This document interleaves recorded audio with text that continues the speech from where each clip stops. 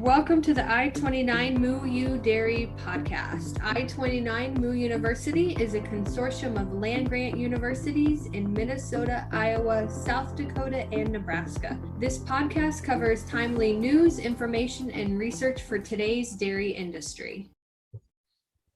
On today's podcast, we are discussing maintaining or trading in silage pile facing equipment. I'm Heidi Carroll, SDSU Extension Livestock Stewardship Field Specialist. I'm joined by Fred Hall, Iowa State University Dairy Extension Specialist in Northwest Iowa. Hello, Fred.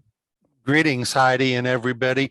Kind of excited about our discussion today with the folks there in South Dakota. I think these maintenance and repair and conversations on when the trade-in becomes the option, I think that's important, and one of those things that I hear a lot from producers.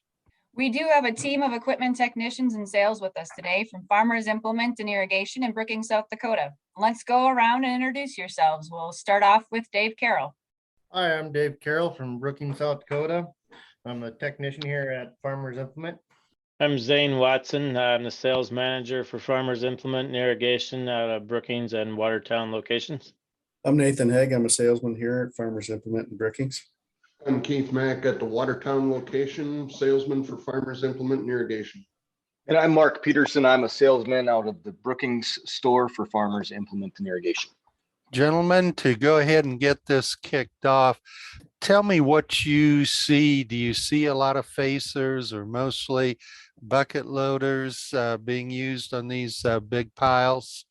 Fred, I think what I see most in the countryside from our large dairy type producers are that most of them, if not all of them, are using silage facers to pull down the product that they're putting into their ration for the day.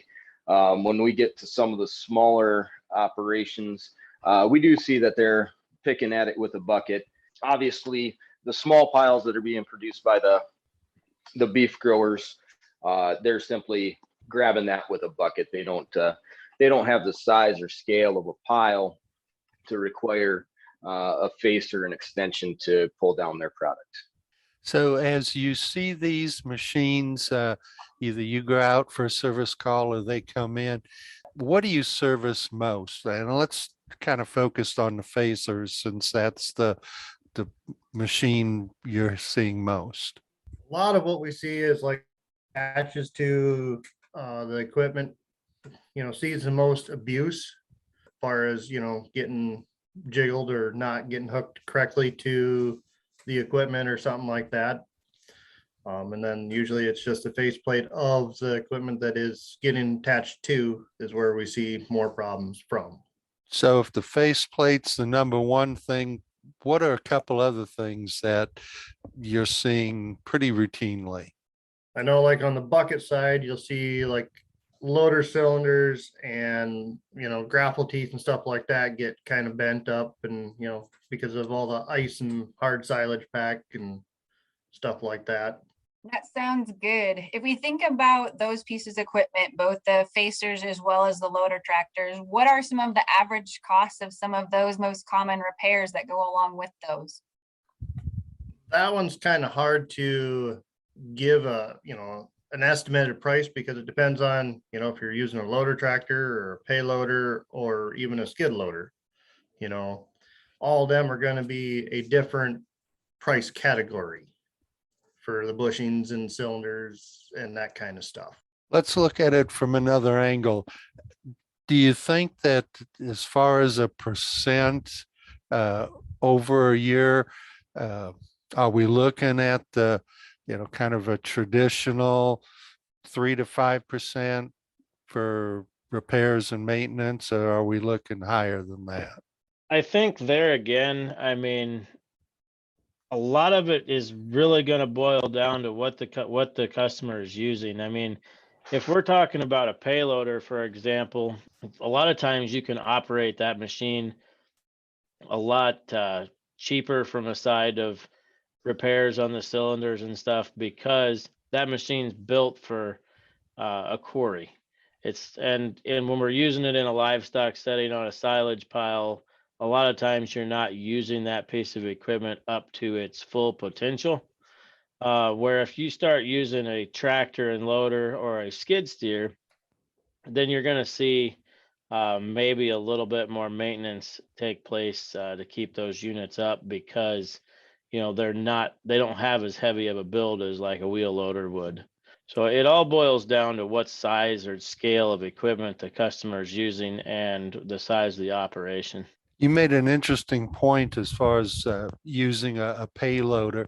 I know we feed with an old Huff loader that's probably as old as I am. But what's kind of the average lifespan of, say, a facer? Are we needing to put that into a 10-year replacement cycle, or what do you recommend on that? From my perspective, Fred, in regard to your question, normally it would be my preference to have guys trading somewhere in that 3,000 to 4,000 hours. That seems to bring the best resale on the used market on this side. It gives enough spread where the smaller producers have an opportunity to upgrade their equipment, but getting the blast of the new shiny paint.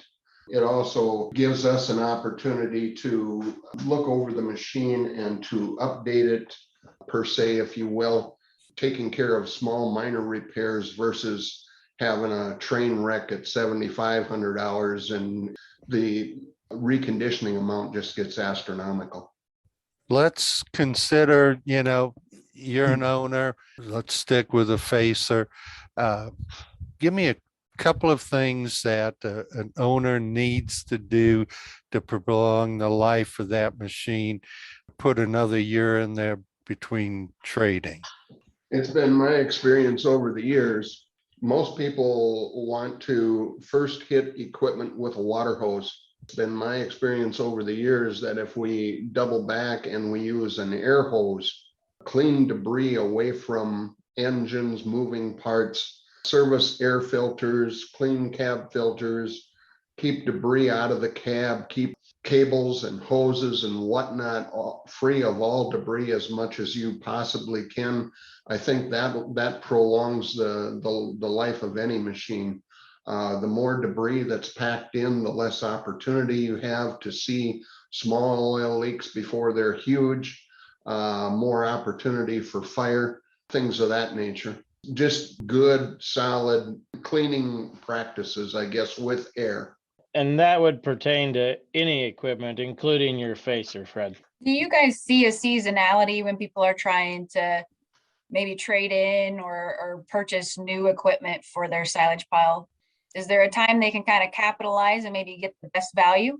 There again, I would say in that 3,000 to 3,500 hours. Obviously, when you're talking about beef operations and cattle operations in general, sometimes beef operation is seasonal. As far as income, larger operations have monthly cash flow. To say that there's one time of the year that's better versus others would probably be a fallacy. It's more so an hour thing for me. Obviously, right now we're very busy in the midst of doing year end.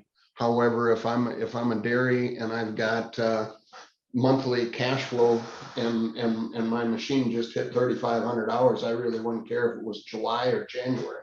And on top of that, I mean, silage season really kicks off when you start cutting the first round of haylage, especially in the dairy world. Every 21 days or so after first cutting of hay, we're chasing silage choppers. So you could say that for about the entire growing season, all the way through maybe the first 2 weeks of combine harvest, even when they're trying to finish up some earlage, we're chopping season's probably the longest harvest season that we have in this part of the world. So choppers and any kind of silage type equipment can be a year-round type market for that sort of stuff.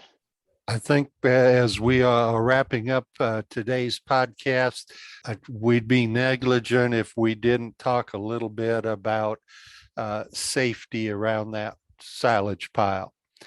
You know, it's disheartening when couple times every year, we find a story about somebody got caught under an avalanche of silage, a lot of weight, no chance to escape once it starts happening. I've even seen big equipment that gets caught underneath something, and by the time you get to the operator, they're not always lucky enough to come out breathing. So very important to make sure that as you are working that face, you're keeping it smooth. You're not using a bucket to lift up and put air underneath it. Obviously, that's a spoilage issue, but that can be the instigator in an avalanche also. So, Heidi, any other last comments? No, I think you hit the nail on the head. All right, with that, we're happy to have all of you on for today's conversation about our silage pile facer equipment and for more of the shop's perspective. Tune in to the next episode of I-29 Moo Dairy. Be sure to check out the episode notes for more information from our sponsors. I-29 Moo U is an equal opportunity provider. For the full non-discrimination statement or accommodation inquiries, go to extension.iastate.edu/diversity/ext.